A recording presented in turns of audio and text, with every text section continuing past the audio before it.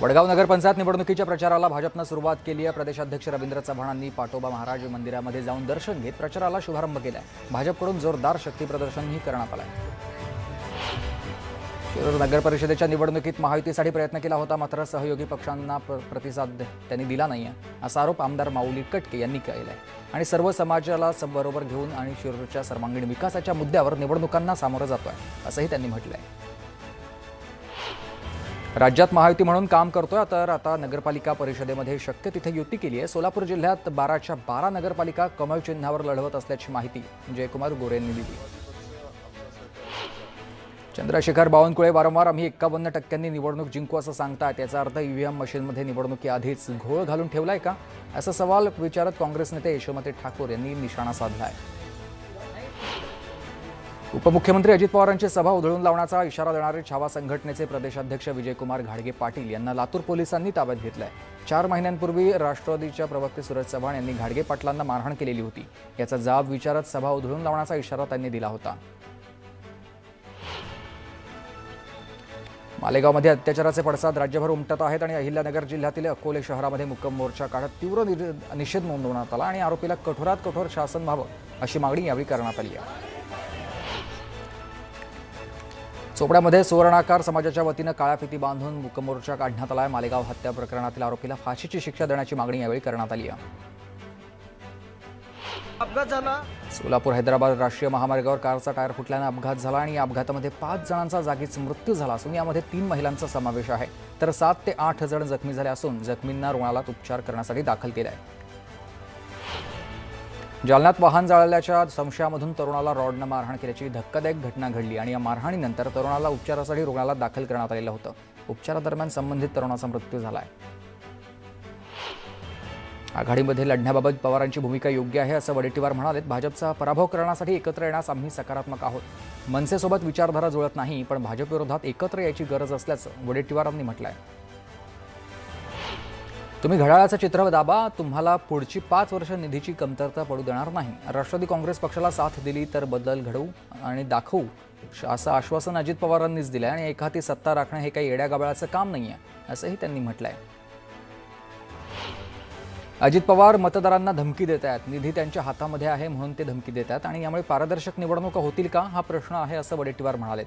पैसे देऊन बिनविरोध उमेदवार निवडून आणले असा आरोपही त्यांनी केलाय। निधी अजित पवारांच्या घरचा नाहीये, निधी करातून येतो, घरामधून येत नाही असा टोला अंबादास दानवेंनी लगावलाय।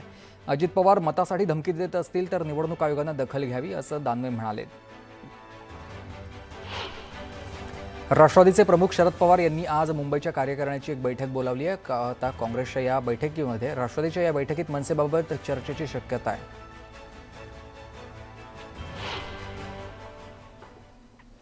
आणि आता आपण बातम्या विस्तारानं बघूयात। एक सविस्तर बातमी आपण बघूयात, राजकीय आहे। शिवसेना आणि भाजपमध्ये वादाची ठिणगी पडली आणि आता या ठिणगीनं वनवा पेटतो की काय अशी परिस्थिती आहे, कारण एकमेकांच्या खांद्याला खांदा लावून लढणारे कार्यकर्ते आता एकमेकांच्या उरावर बसू लागलेत। ठाण्यातला राडा ही उद्याच्या संघाची किंवा संघर्षाची नांदी तर नाही आहे ना, असा अनेकांना प्रश्न पडलाय। पाहूयात। ठाण्यात शिवसेना भाजपमध्ये दोस्तीत कुस्ती।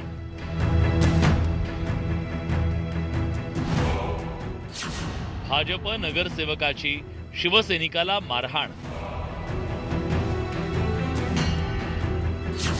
कोकणातही शिवसेना भाजपमध्ये शिमगा।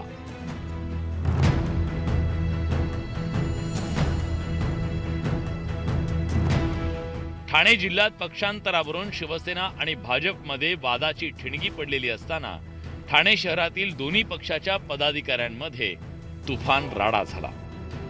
ठाण्यातल्या पाचपाखाडी परिसरात BSUP योजनेच्या लाभार्थ्यांच्या मुद्रांक शुल्कात सवलत मिळाल्यानं शिवसेनेच्या कार्यकर्त्यांकडून जल्लोष करण्यात आला, पण त्यावरून शिवसेना भाजपमध्ये वाद पेटला।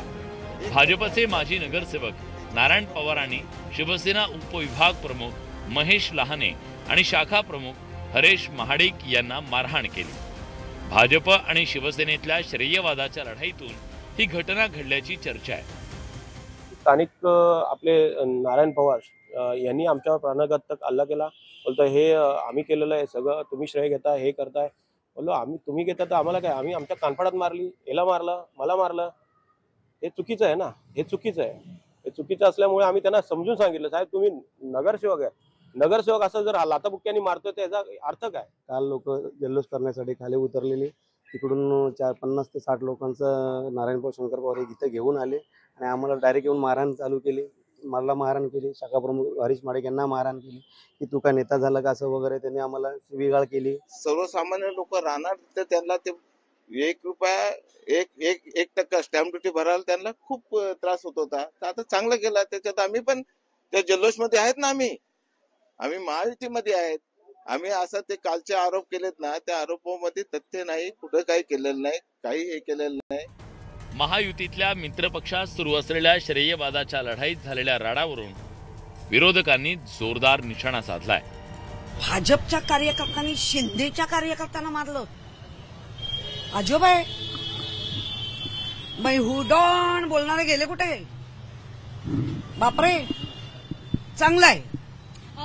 मी त्याला समर्थन नाही देत, पण जे चाललंय ते चांगलं चाललंय. असं वाटतं त्याचे आता राज्यात होते ते खाली महानगरपालिका, आता नगरपालिका, ग्रामपंचायती पण होत आला. आता शिंदेच्या लोकांना चोपलं, मुंबईत चोपलं, ठाण्यात चोपलं, आता एखाद्या तालुक्यात चोपतील, एखाद्या ग्रामपंचायत चोपतील, म्हणजे विषय संपत. एकीकडे ठाण्यात हा वाद पेटलेला असताना सिंधुदुर्गात शिवसेना आणि भाजपमध्ये धुसफूस समोर आली आहे. सिंधुदुर्ग जिल्ह्यात भाजपनं स्वबळाचा नारा दिला, त्या विरोधात कणकवली शहर विकास आघाडीची मोट बांधण्यात आली. शिंदेच्या शिवसेनेनंही या आघाडीला पाठिंबा दिला. सिंधुदुर्गात युती न झाल्यावरून शिवसेना आमदार निलेश राणेंनी भाजपचे प्रदेशाध्यक्ष रवींद्र चव्हाण यांच्यावर निशाणा साधला. सन्मान्य बावनकुळे साहेबांना बघितलेलं आहे प्रदेशाध्यक्ष म्हणून, सन्मान्य चंद्रकांत दादा पाटील साहेबांना बघितलंय प्रदेशाध्यक्ष म्हणून. ते कधी 1-2 जिल्ह्याचे वाटले नाहीत, अख्ख्या महाराष्ट्राचे वाटले. आपण प्रदेशाध्यक्ष फक्त 2-3 जिल्ह्याचा, हे कुठेतरी मला आश्चर्य वाटलं की 3-3 दिवस प्रदेशाध्यक्ष सिंधुदुर्गात बसतात आणि 2-3 जिल्ह्याचंच नेतृत्व प्रदेशाध्यक्षांकडून होत आहे. स्थानिक आमदार आहेत, तर त्यांनी असा एक आरोप केलाय की जी महायुती आहे ती रवींद्र चव्हाण यांच्यामुळे तुटली. असं कुठेही त्यांनी नाव घेतलेलं नाही. आम्ही प्रत्येक प्रेस आणि प्रत्येक माहिती घेणाऱ्यापैकी आहोत. म्हणून कोणी अशा पद्धतीची लावालावी करत असेल तर आम्ही काय त्याला खतपाणी देणार नाही. स्थानिक स्वराज्य संस्थांच्या निवडणुकीत भाजप आणि शिवसेनेत कुरबुरी कायम आहे.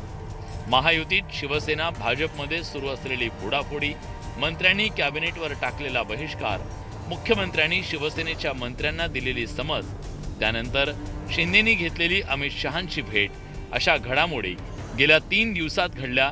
भाजपात झालेल्या पक्षप्रवेशावरून एकनाथ शिंदे नाराज असल्याची चर्चा आहे. मात्र शिंदेच्या शिवसेनेच्या नेत्यांनी नाराजीची चर्चा फेटाळून लावली आहे. कधी कधी असतं, भांडं लागत असतं. म्हणून याचा एवढा काही घटस्फोटापर्यंत आलेल्याचा चित्र जे काही तयार केलं जातं हे चुकीचं. घर म्हणल्यानंतर हे लागत असतं, याचा तुम्ही चुकीचा अर्थ लावून घेऊ नका. एखाद्याने थोडं डोळे वटारून जरी पाहिलं तर आता युतीमध्ये भडकाव होणार, आता युती संपुष्टात येणार, असे काही प्रकार नाही. युती मजबूतीने काम करणार. स्थानिक स्वराज्य संस्थांच्या निवडणुकीच्या निमित्तानं शिवसेना आणि भाजपमध्ये कुरघोडीचं राजकारण रंगतंय. या निवडणुकीत दोन्ही पक्षातला सुप्त संघर्ष पहिल्यांदाच सपाट्यावर आलाय. Bureau report, news 18 Lokmat. आणि आता दुपारच्या बातम्यांचा आपण वेगवान आढावा घेऊयात. नगर परिषद निवडणुकीमध्ये एकाच कुटुंबातील सदस्य एकमेकांच्या विरोधात दंड थोपटून रिंगणामध्ये उतरलेले आहेत. छत्रपती संभाजीनगरच्या खुलताबाद नगर परिषद नगराध्यक्षपदासाठी भाजपचे उमेदवार परसराम बारगळ आणि शिवसेना शिंदे गटाचे बाळासाहेब बारगळ हे दोघे काका पुतणे आमने सामने उभे राहिलेले आहेत. कणकवली प्रभाग क्रमांक 7 मध्ये रहिवासी नसलेल्या मतदारांची अनधिकृत नोंदणी झाल्याबद्दल चौकशी करण्याची मागणी आमदार निलेश राणेंनी कणकवलीचे निवडणूक निर्णय अधिकारी यांच्याकडे लेखी पत्राद्वारे केली आहे. मतदार याद्यांमध्येच गंभीर गैरव्यवहार आढळत असल्याचा आरोप त्यांनी केला आहे. आगामी महानगरपालिका निवडणुकीसाठी प्रसिद्ध केलेल्या प्रारूप मतदार याद्यांमध्ये गोंधळ झाल्याचं निदर्शनास येत आहे. ज्या 12 नंबरच्या प्रभागातून 2017 साली नगरसेवक झालेल्या राष्ट्रवादी काँग्रेसचे पंकज भालेकर यांचं नाव थेट जवळच्या चिखली या प्रभागात गेल्यानं मोठा गोंधळ उडाला आहे. नांदेड जिल्ह्यात नगर परिषद निवडणुकीमध्ये भाजपानं खातं उघडलंय। मुखेड नगर परिषदेत भाजपच्या 21 वर्षीय उमेदवार स्नेहा तमशेट्टे यांना नगरसेवक पदाची लॉटरी लागली आहे। अर्ज मागे घेण्याच्या शेवटच्या दिवशी चुलती जयश्री तमशेट्टे यांनी माघार घेतल्यानं पुतणी स्नेहा तमशेट्टे या बिनविरोध निवडून आल्या। एक महत्त्वाची बातमी आहे। अजित पवार उपमुख्यमंत्री अजित पवार यांनी बीडच्या माजलगावला धावती भेट दिली आहे आणि यानंतर धारूरकडे जात असताना त्यांच्या ताफ्यातल्या अग्निशमक दलाच्या वाहनाचा अपघात झालेला आहे। वाहनावरील नियंत्रण सुटल्यानं वाहन शेजारच्या खड्ड्यात पलटी झालं आणि यावेळी समोरून येणाऱ्या दुचाकी चालकाचं दुचाकीवरील नियंत्रण सुटल्यानं गाडी स्लिप होऊन पती पत्नी गंभीर जखमी झालेले आहेत। यावेळी दुचाकीवर असलेली त्यांची 2 मुलंही जखमी झालेली आहेत। पती पत्नी गंभीर जखमी झाल्यानं त्यांना अंबेजोगाई इथल्या स्वामी रामानंद तीर्थ या रुग्णालयात हलवण्यात आलं आहे, तर अग्निशमन दलाच्या वाहनातील 2 जण जखमी झालेल्याची माहिती मिळते आहे। पुन्हा एकदा बातम्यांचा वेगवान आढावा घेऊयात। जालन्यात अजित पवार पोलिसांवर संतापले। परतूर नगर परिषदेच्या उमेदवारांना डी झोनमध्ये येऊन न दिल्यानंच अजित पवार भडकलेत। आता अजित पवारांनी सर्व उमेदवारांना डी झोनमध्ये बसवण्यास सांगितलं। हिंगोलीतील राज्य राखीव पोलीस दलाकडून नशामुक्त भारत अभियानाअंतर्गत जनजागृती करण्यात येते आणि यात आज राखीव पोलीस दलाच्या जवानांकडून बाईक रॅली काढण्यात आली आहे। परिवहन मंत्री प्रताप सरनाईक यांनी सोलापूरमध्ये एसटी स्टँडवरील सार्वजनिक शौचालय, हॉटेलचं किचन तसंच पाणपोईची पाहणी केली। अस्वच्छतेवरून मंत्री प्रताप सरनाईक यांनी एसटीच्या अधिकाऱ्यांना फैलावर धरलंय।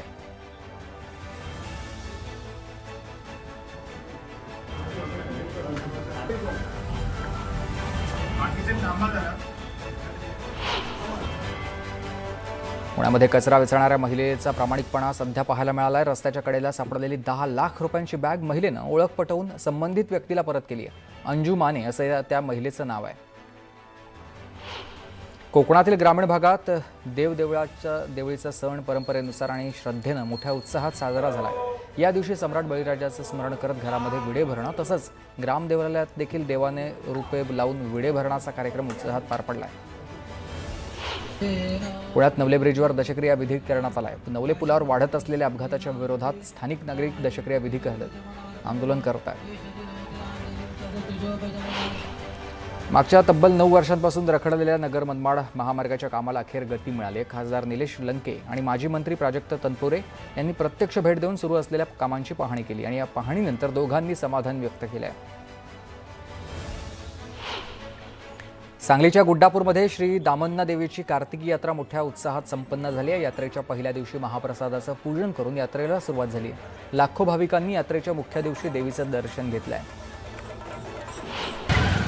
जिजाऊ ब्रिगेड या महिलांच्या सांस्कृतिक आणि सामाजिक संघटनेच्या राज्यस्तरीय महाअधिवेशनाचा आज चंद्रपूरमध्ये दिमाखात प्रारंभ झाला आणि या निमित्तानं काढण्यात आलेली मिरवणूक लक्षवेधी ठरली आहे। एकाच पोशाखात मिरवणुकीमध्ये महिला मोठ्या प्रमाणात सहभागी झाल्या। सह्याद्रीच्या जंगलामध्ये तारा वाघिणीनं डौलदारपणे प्रवेश केलाय। ताडोबातील 3 वर्षीय चंदा वाघिणी आता चांदोलीची तारा वाघिणी झाली आहे। पुण्यात चोरी आणि गहाळ झालेले 171 मोबाईल नागरिकांना परत देण्यात आले। हरवलेले मोबाईल परत मिळाल्यानं पोलीस यंत्रणेवरचा विश्वास वाढल्याच्या भावना व्यक्त करत आहेत नागरिक। भारतीय महिला संघाची उपकर्णधार आणि सांगलीची कन्या स्मृती मंधनाच्या विवाह सोहळ्याच्या ठिकाणी शादी प्रीमियर लीग पार पडला। तिथं स्मृती पलाशासह महिला खेळाडू पै पाहुण्यांनी क्रिकेट सामना खेळण्याचा आनंद घेतलाय। बिबट्याबाबत विद्यार्थ्यांना माहिती व्हावी या उद्देशानं शिरूर तालुक्यातल्या वाघेश्वर विद्याधाम प्रशालेत पथनाट्याच्या माध्यमातून विद्यार्थ्यांमध्ये बिबट्याबाबत जनजागृती करण्यात आली आहे। आक्षेपार्ह रील्स तयार करून समाज माध्यमावर व्हायरल करणाऱ्यांविरोधात बीड पोलिसांनी मोहीम राबवली आहे। बीडमधल्या सतेज गवळी या नामक तरुणानं मुंबई में अरुण गवळी, बीडमध्ये सतेज गवळी असा उल्लेख करत एक रील बनवली होती।